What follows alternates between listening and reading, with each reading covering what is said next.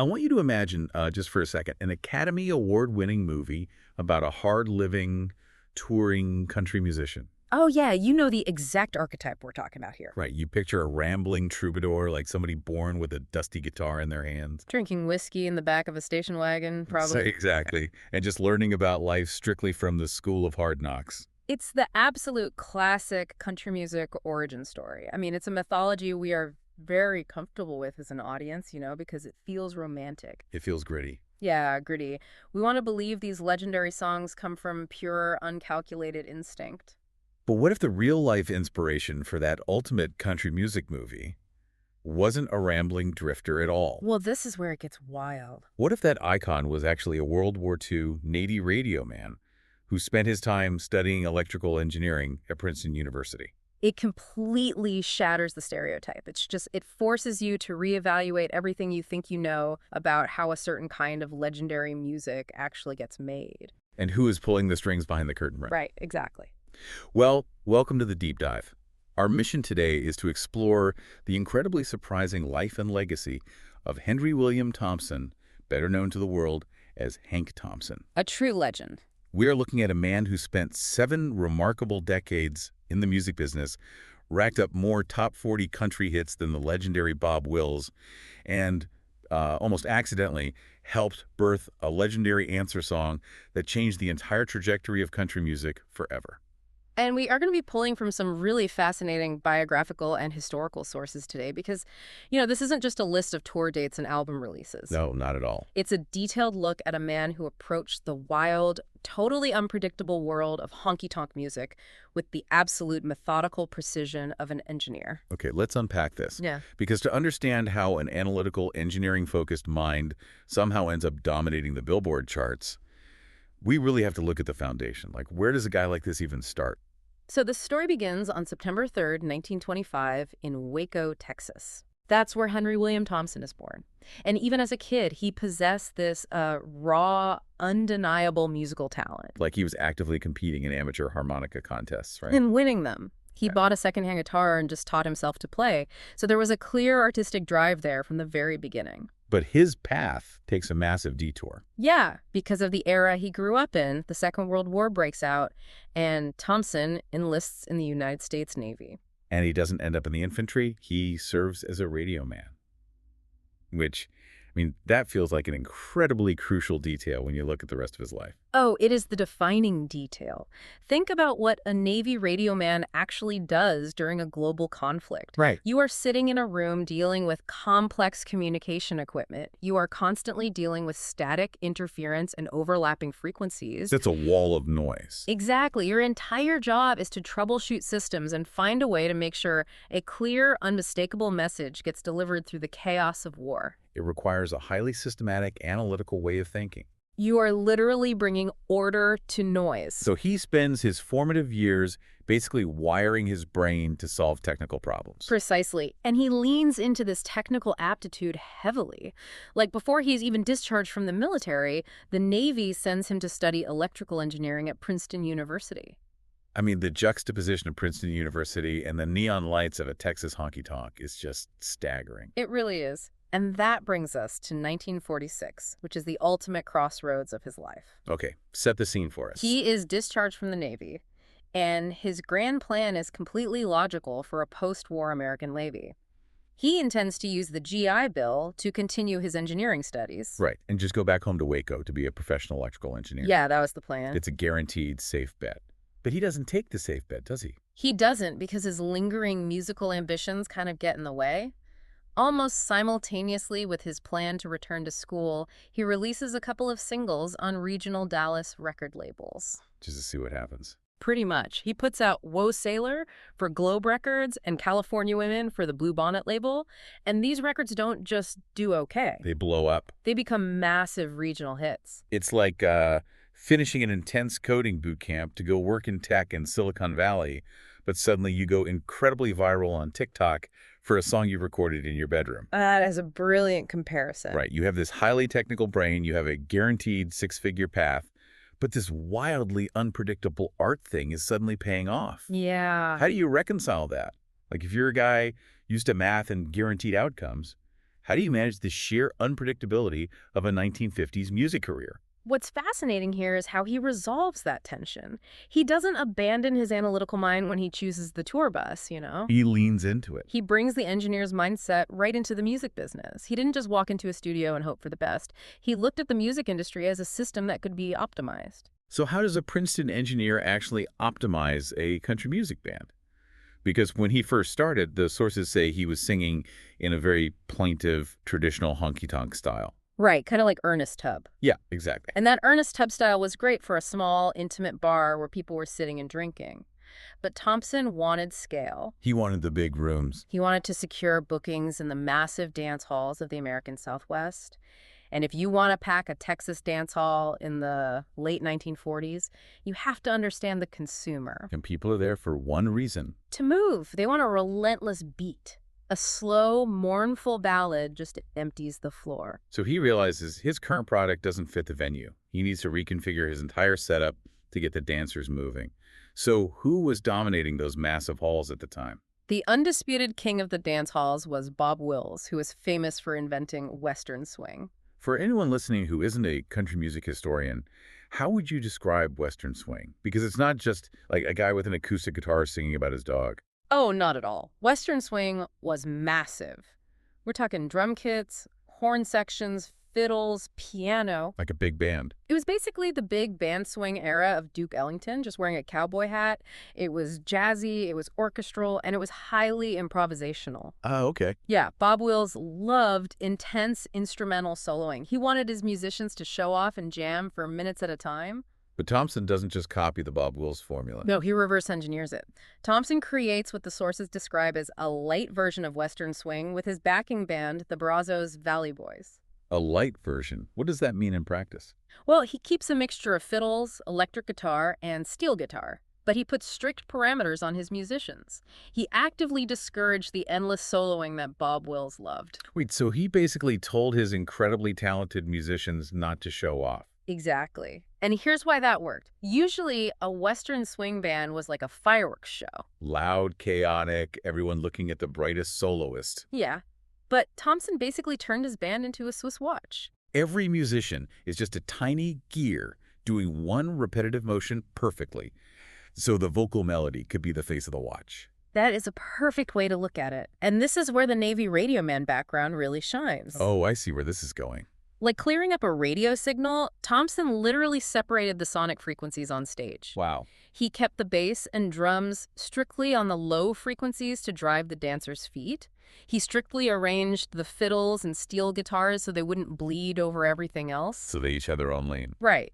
And most importantly, he isolated his own smooth baritone vocals in the mid-range. He made sure the lyrics were never muddied by an electric guitar playing in the same frequency. It is absolute audio mixing, done live on stage, decades before modern soundboards could do it for you. It was entirely about utility. It wasn't about ego. He recognized a gap in the market.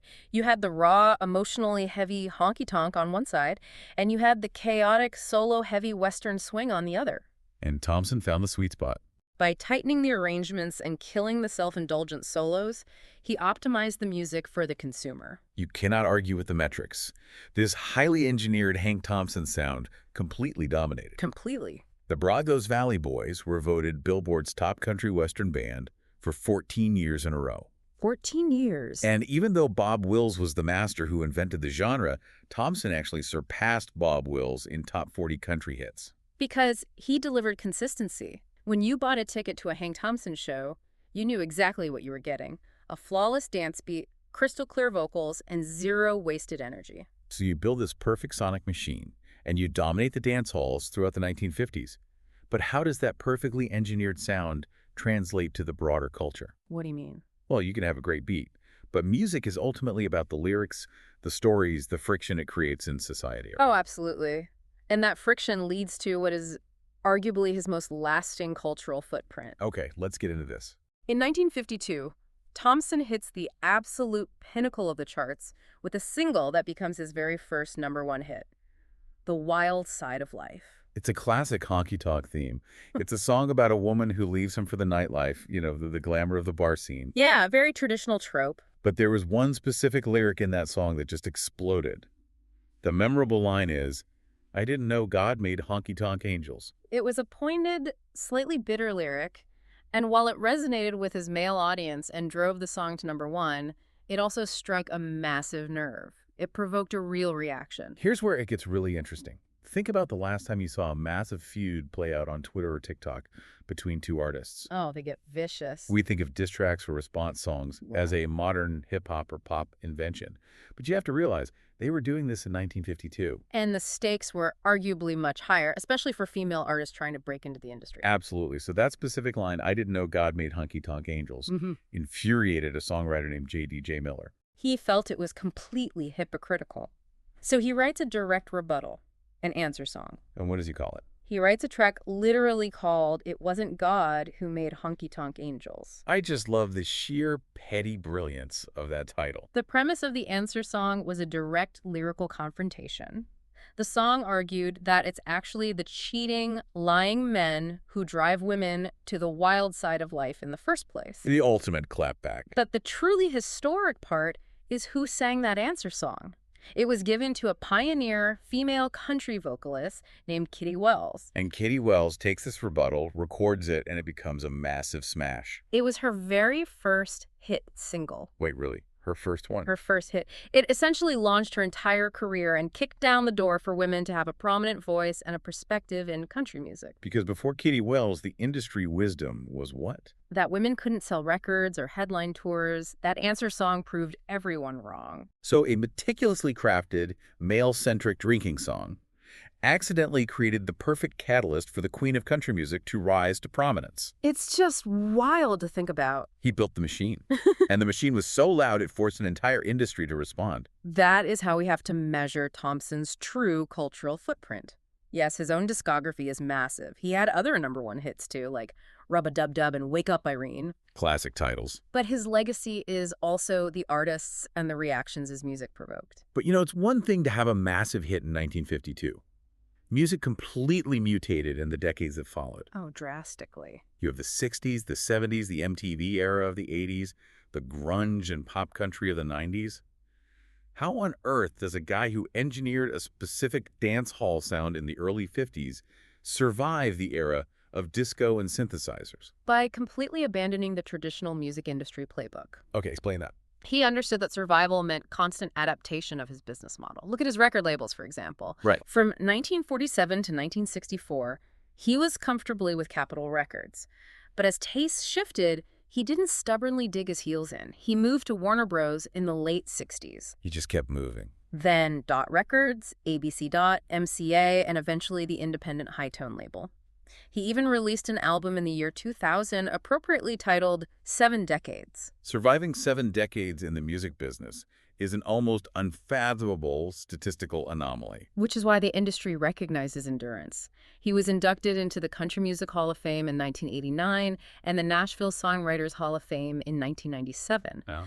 But the real secret to his survival wasn't just changing record labels, it was his touring strategy. Because touring is where bands usually go bankrupt, right? Yeah. You have a massive entourage, a permanent, highly paid backing band, massive overhead costs for buses and hotels. It's incredibly expensive. If you aren't selling out arenas, that traditional model bleeds you dry. Thompson, ever the pragmatist, realized that massive overhead was unsustainable if he wanted to stay on the road indefinitely. So he restructures again? Yeah. Instead of touring with the legendary Brazos Valley Boys full-time, he starts traveling alone or sometimes with just 1 or 2 key people. Wait, so if he is traveling alone, who is playing the music when he gets to the venue? His practice became picking up local bands to back him in whatever town he was playing that night. That sounds like a logistical nightmare. It sounds chaotic, but remember, he is an engineer. Oh, of course. He would roll into a city, hire the best local honky-tonk band, and hand them the sheet music. Just hand it to them. Because he had so meticulously arranged his songs years ago, the blueprints were already drawn. He didn't need them to be creative, he just needed them to execute the notes on the page. Picture the reality of that for a second. It's like a Tuesday night in 1985 in some smoky dive bar in Nebraska. Yeah. Hank Thompson walks in with a briefcase full of sheet music. The local musicians are probably terrified, but they have to execute this flawless Swiss watch performance on the fly. It drastically reduced his expenses and allowed him to play smaller venues that could never afford a massive touring production. But it also meant he was living this very solitary, transient lifestyle. Very solitary. He was constantly interacting with new musicians, relying on absolute strangers to help him execute his life's work every single night. It takes a very specific kind of psychological endurance to live like that. Yeah. The aging country star driving from town to town playing with pickup bands. And that exact lifestyle caught the attention of a writer named Thomas Cobb. Really? In 1987, Cobb wrote a novel called Crazy Heart. Oh, wow. And the main character of that novel, Bad Blake, was directly inspired by Hank Thompson's life on the road. Which brings us full circle to that movie image we started with, because that novel becomes the 2009 film Crazy Heart, starring Jeff Bridges. Exactly. Bridges actually won the Academy Award for his portrayal of that Thompson-inspired character. So what does this all mean for his legacy? If we connect this to the bigger picture, it tells us that Hank Thompson was a pioneer of the independent touring musician lifestyle.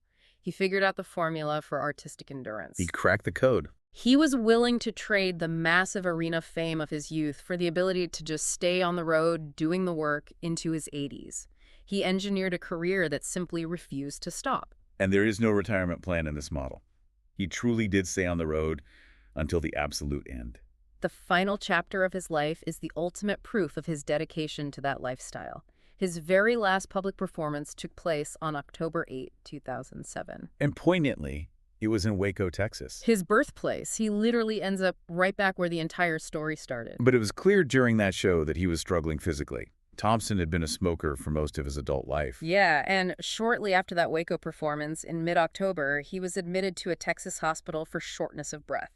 The diagnosis was highly aggressive lung cancer. It moved incredibly fast from that point. On November 1st, 2007, he made the official announcement, canceling the rest of what was billed as his Sunset Tour and officially retiring from singing. Just 5 days later, on November 6, he passed away in hospice care at his home in Keller, Texas. He was 82 years old. Even in death, he defied the typical expectations of a country music legend. He did. According to his spokesman at Heart of Texas Records, Thompson's final wish was very clear.